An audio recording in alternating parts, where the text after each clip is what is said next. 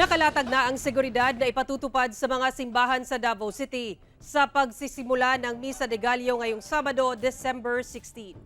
Alamin natin ang detalye sa live report ni Argil Relator ng GMA Regional TV 1 Mindanao. Argil.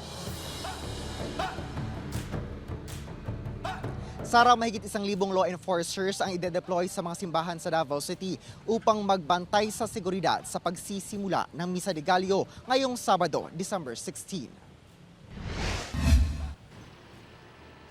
Inilatag na ng Davao City Police Office ang security and safety details sa 43 simbahan sa Davao City sa pagsisimula ng Misa de Gallo ngayong Sabado, December 16. Nasa mahigit 1,000 pulis, auxiliary at force multipliers ang ide-deploy sa loob at labas ng mga simbahan. Ipagbabawal sa loob ng simbahan ang pagsusuot ng jacket, pagdadala ng backpack at hindi transparent na water container at mga matutulis na bagay.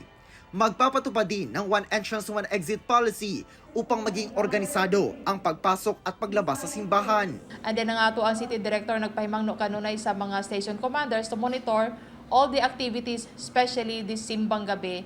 Asahan din ang mas mahigpit na pagpapatupad ng security measures, lalo na dahil sa nangyaring pambobomba sa isang misa na ginanap sa gymnasium ng Mindanao State University sa Marawi City, Lanao del Sur. Sa mga taong mutambong is i-practice gyud nato ang culture of security. Kung ay makita, mo report gyud ayon sir sa mga kapulisan, Task Force Davao nga naa diha sa area. Sa San Pedro Cathedral na itinuturing na pinakamalaking simbahan sa Davao City na dinaragsa tuwing Misa de Gallo, bantay sarado na ang paligid nito. Matatanda ang dekada 80 at 90 nang may nangyaring pagsabog sa simbahan na ito, kung kaya't isa ito sa mga simbahan sa lungsod na mahigpit na binabantayan.